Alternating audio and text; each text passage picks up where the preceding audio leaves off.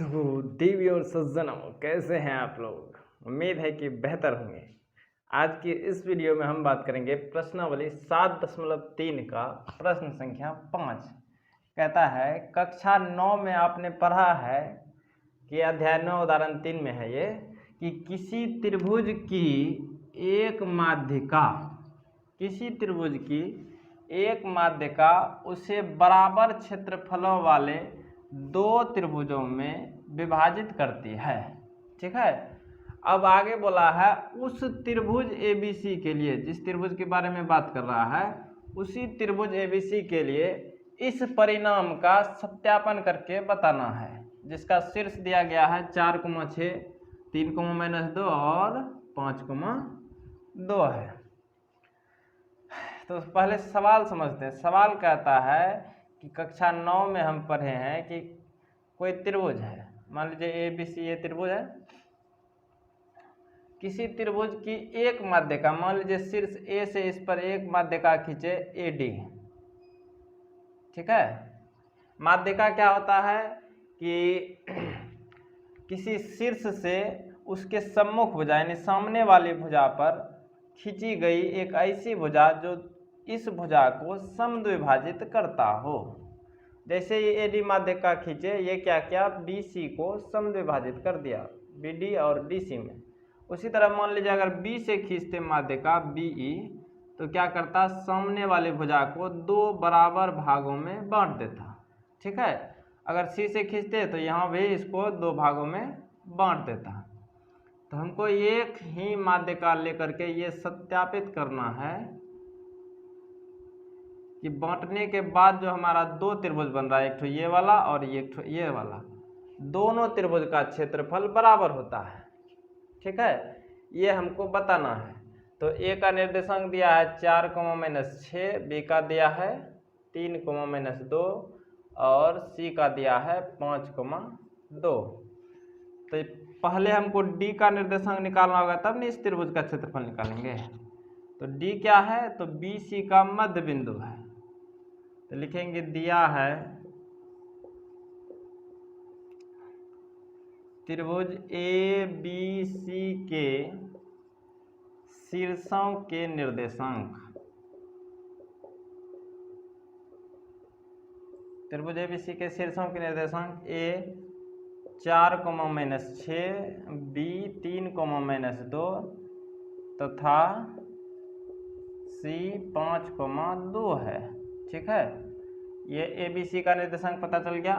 और हमको क्या पता चल रहा है कि D जो है BC का मध्य बिंदु है, क्योंकि ये AD माध्यिका जो है इसको दो बराबर भागों में बांट रहा है। तो लिखेंगे यहाँ D, यहाँ बिंदु D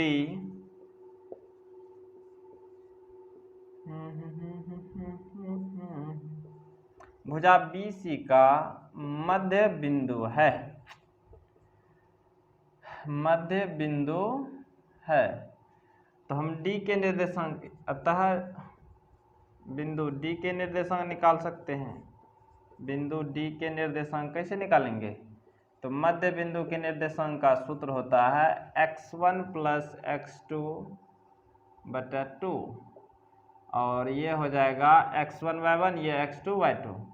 तो x1 + x2 बटा 2, y1 + y2 का मान है 2 बटा 2।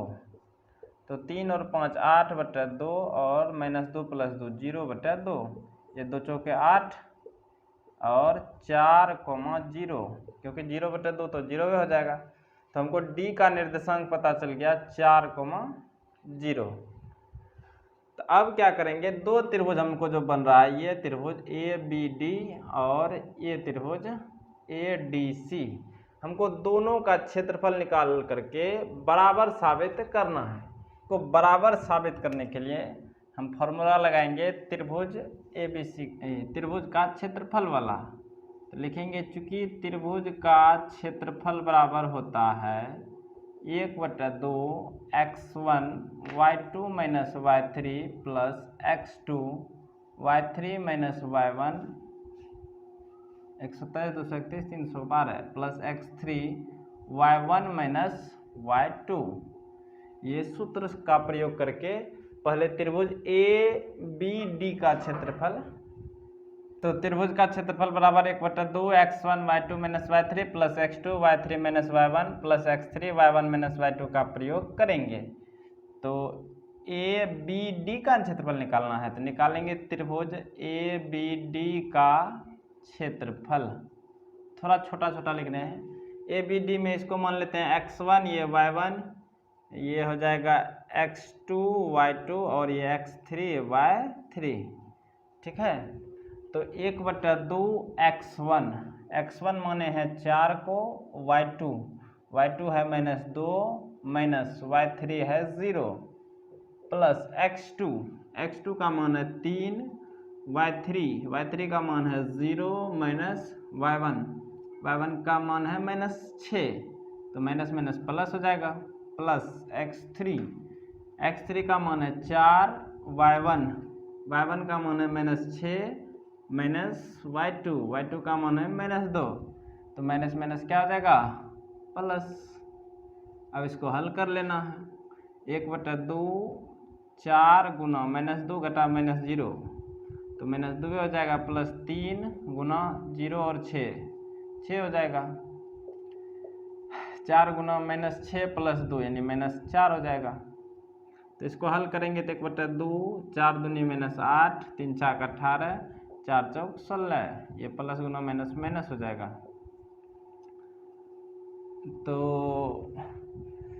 16 और 8 कितना हो जाएगा, 24 में से 18 जाएगा, तो माइनस का 6 बचेगा, 1/2 गुना -6, तो ये तो 3 बार में जाएगा, तो -3 वर्ग इकाई।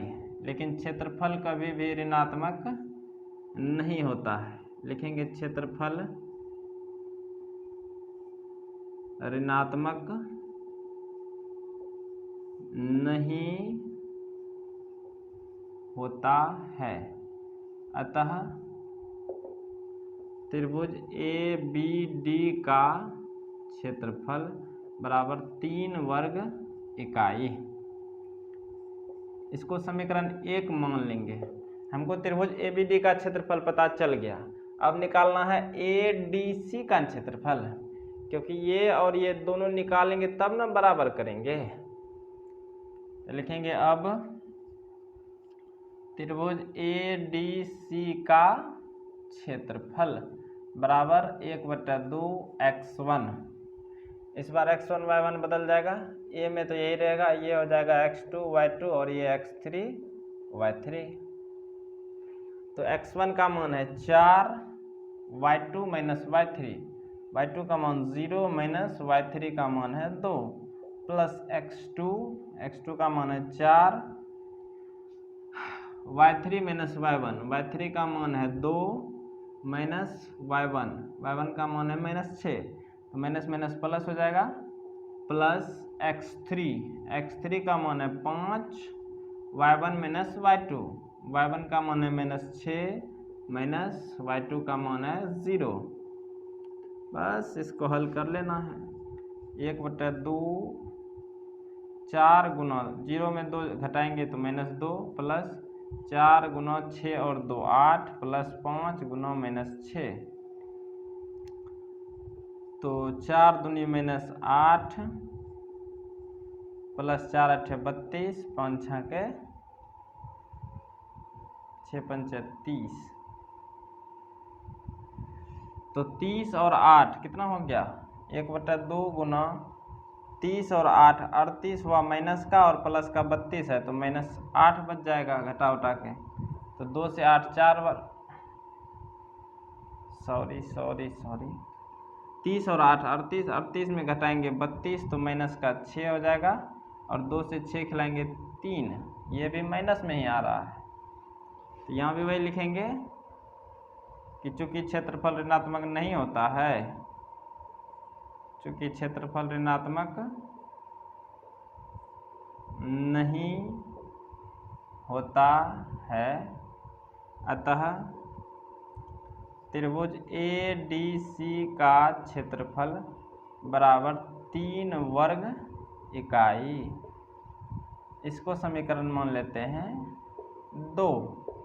ठीक है, यहाँ तक समझ में आया। कुछ नहीं किए थे, पहले त्रिभुज, ये वाले त्रिभुज का क्षेत्रफल निकाले, फिर ये वाले निकाले, क्योंकि हमको सिद्ध नहीं करना है कि ये माध्यिका जो खींचे हैं वह इन दोनों त्रिभुज को बराबर क्षेत्रफलों में बांटता है। इसको सिद्ध करने के लिए हम दोनों त्रिभुज का क्षेत्रफल निकाल लिए। अब हम समीकरण 1 तथा 2 से कह सकते हैं, समीकरण 1 तथा समीकरण 2 से कि त्रिभुज ABD का क्षेत्रफल बराबर त्रिभुज ADC का क्षेत्रफल। यही सत्यापित करना था हमको। प्रूव्ड।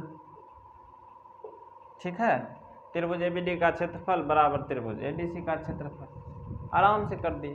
यहाँ पर एक लाइन आपको लिखना होगा, अतः किसी त्रिभुज की एक माध्यिका उसे बराबर क्षेत्रफलों वाले दो त्रिभुजों में विभाजित करती है। इसको जो है इस जगह लिख देना है, मेरे पास जगह नहीं है इसी वजह से नहीं लिखे हैं। ठीक है, सवाल आसान था, बस हमको एक माध्यिका खींचे, उससे दो त्रिभुज बना, दोनों त्रिभुजों का क्षेत्रफल निकाल करके बराबर कर दिए। तो आज के लिए दीजिए मुझे इजाज़त, अपना ख्याल रखें, बड़ों का सम्मान करें। जय हिंद, जय भारत।